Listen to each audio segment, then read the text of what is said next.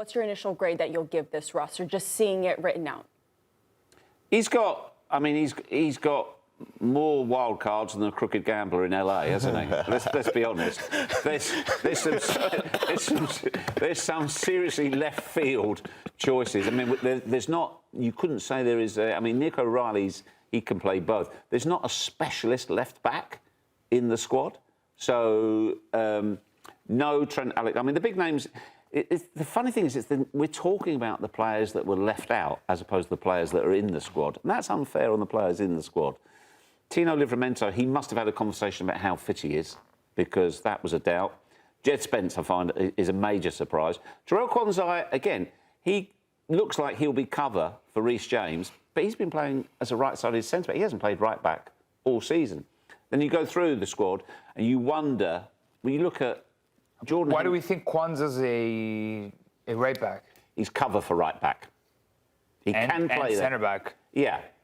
But he's not a specialist right-back. And as you know, the difference between a right-back bombing on as opposed to a centre-back who can just kind of do a job there for you. Do you think he's considered the de facto backup right-back, or is that Livramento? No, him. Him? Yeah. One of two Scousers, by the way. You mentioned no Liverpool players. There are two Scousers, considering that they used the Beatles. The announcement. Him and... Who did I miss? Gordon is the other Scouser. Oh, of course he is. They're not Liverpool players, obviously, but they're... No Liverpool. Sorry. Scousers. I should have been clearer. No Liverpool players. Yeah. No. Then I started wondering, wait, did they not take anybody from Liverpool? Two Scousers on the team. And then you go further forward. Ivan Toney. I mean, I think he's played 2 minutes under Thomas Tuchel. That one's... For me, that's because he's a penalty kick specialist. Yeah, but do you know what? I think it almost... That one, I think, almost makes sense. It's because interesting to me. Who would have gone as... Other than Watkins, I'm trying to think who would have been a different name. No, Welbeck. It would have been Danny Welbeck, because he scored double digits. Calvert-Lewin had a decent season. Yeah. It's interesting because every single one of these names, it looks as if Tuchel didn't care about the names, as if you said. He just looked at profiles, straight profiles. Which is how it should the be, system. Isn't it? Yeah, it's odd because it's how it should be, but it's never how it's done. It's never ever how it's done. It's always, here are the biggest names that we bring. Here are the best players in our nation. We're gonna fit them in here. And Tuchel said, we're not bringing five 10s. This team is chock full of players who can play through the center. But he's brought Noni Madueke, who was not a starter this season, but he is an out-and-out winger. Tuchel has opted for profiles over names, and like you said, we won't know if this is going to work out until the end of the tournament. It's such an interesting selection because you can't judge it now. You can't judge it until they roll out and you see how they play. But when you look at the names, it's just like, this is a wild, wild selection. You know who this is a massive, massive problem for? Panini. You mentioned what you say, how many wild cards? That's a very good point. That's a very good point. Out of all the squads, listen, Germany, okay, they can make a Neuer sticker. Okay, Brazil, you can make a Neymar sticker. For England, they have to basically remake the whole page. Yeah. Some of these big brands have got to be upset, though, with their biggest players sitting at home. Like, it's a huge miss out for some of these big brands. Well, let's bring in Troy Deeney, an extension of our desk, as he is over there in England. Troy, another Arsenal supporter. What up, man? You guys just take Get that shirt off, first and foremost. Get that shirt. Troy, what a time to be alive. Arsenal champions, Villa champions. Is this why you hightailed it to England? You've basically run away, haven't you? You've bottled it. Hi, Nico. Hi, Claudia. How you doing? Troy, you can just talk to this side of the desk. Don't worry, you can ignore them. Wait, I think this is a great opportunity for Troy to say congratulations to all the Arsenal fans. Exactly. I give as much stick as anybody in the world to Arsenal and their fan base. I will keep that right to say whatever I want to those two idiots on the desk. But for today, I'm going to say congratulations. You won. You deserve it. Seeing you with a bottle of champagne, Jeff, really annoyed me. That's fine. But then the following part to this, what people don't know, this is the bit you guys don't know how nasty Jeff is. He phoned me when my wife was there and was having fun and chose her side. She's an Arsenal fan, by the way. The second Isn't your son part an to Arsenal supporter? That's where I was just getting to. He was asking for my son's number to get him on the show. How nasty of a man is that?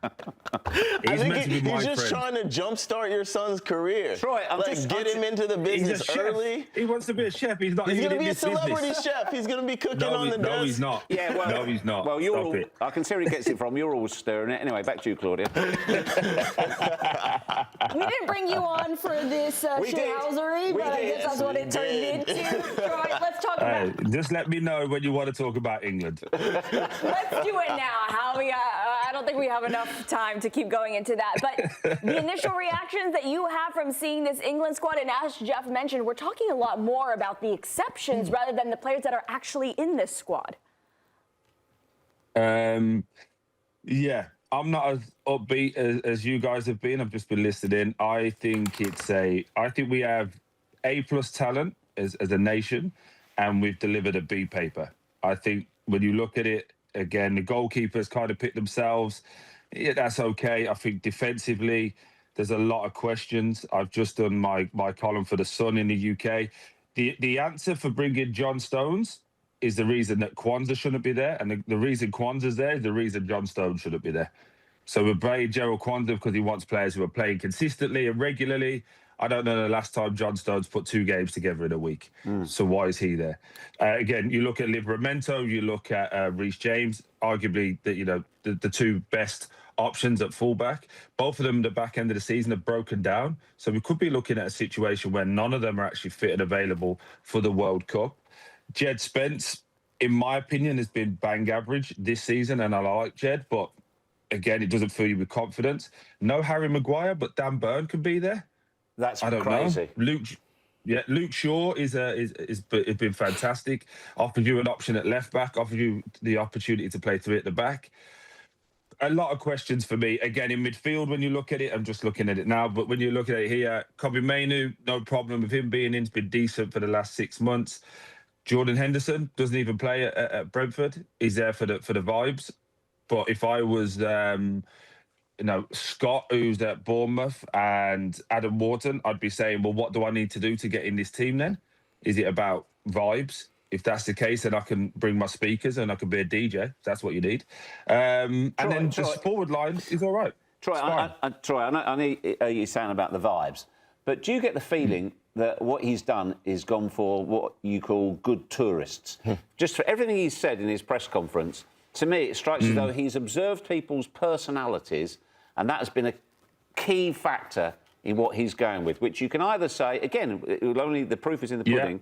Yeah. You can either say, yeah, it's a harmonious camp and they will all pull together so the sum of the parts will be greater than the individuals, or you say, that's wrong, you can be an arrogant, horrible, whatever, but if you're a good player, you should be in the squad. It could be you.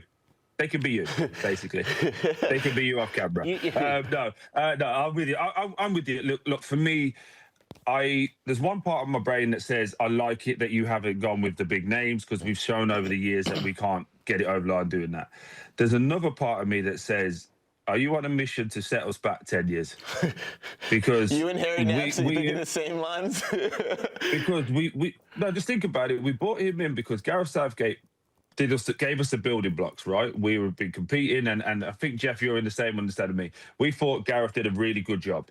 The only argument was he can't get over the line. So we bring in this winner in Thomas Tuchel. And then he's now just put a sledgehammer through the middle of it. And so he has to win. He has to win. Otherwise, everything becomes a joke. And the fact that we gave him a 2-year deal, I wasn't happy with it at the time. I'm even less happy with it now because it's still Harry Kane or bust. It is still, we need Declan Rice to perform. But we could be looking at a team, guys, with Jude Bellingham on the bench, because Morgan Rogers could be starting. It's been fantastic for Aston Villa and for England. Cole Palmer at home, Foden at home, the guys we've already spoke about, all at home, and going out of a tournament. So where's all the reasons gone now? Like before, it used to be, too many players, we haven't got the right system. Okay, now we've got the right system and we're building a team and a harmonious togetherness, but we've left all this talent at home. I think sometimes I'd much prefer to go into a fight having the best weapons and making sure we can do it. You can't tell me that Jordan Henderson is a better option in midfield at this current stage than Trent Alexander-Arnold. You can't. Troy, before this team was named, how did you feel England would do in the tournament? And now that you've seen the final squad list, how do you feel they'll do? Yeah. I thought we would get to the semis. I think we have the capability of getting to the finals, but I think if we'd get to the semis. Now,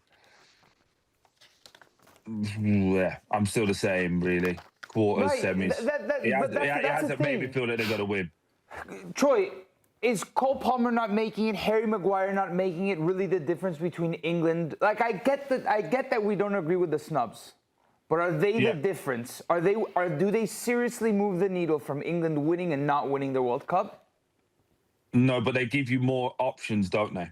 So, for example, if you are holding on to, private example, if let's use Harry Maguire as the argument for this, right? So we get into a situation where one of the guys is missing a game at the back. Let's say Gahey's missing because it's 2 yellow cards and somebody unfortunately gets injured.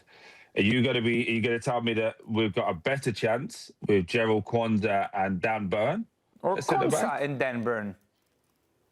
Yeah, he said 2. Are you going to say so 2 are missing? Stones are out. Sorry, I don't know. Stones and if they Gahey. were out, so Stones. No, so I'm saying.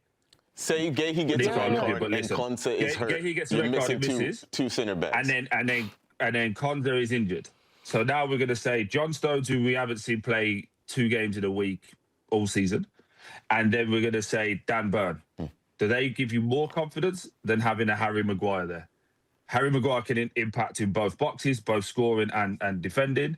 I just think when we started to look at it, having a great squad and everyone getting along is a huge part to it. But if you're then chasing a game and you need to throw somebody in the mix, you do that. I think back to when Holland brought on, remind me of the striker who came on against Argentina and they just went forward. He was at Burnley, was at Man United. His name's gone out my brain now. Weghorst. Weghorst. Do you remember he came onto the pitch, just threw him in, and he just changed everything? We don't have that option now. That's what I'm saying to you. If we have an option of these different players who have big skill sets, then it moves the needle, because it's going to be a game of real tight margins every game that we play in, and hoping that Harry Kane scores. But we need to have these X factor people to be able to come in off the bench. That's my opinion.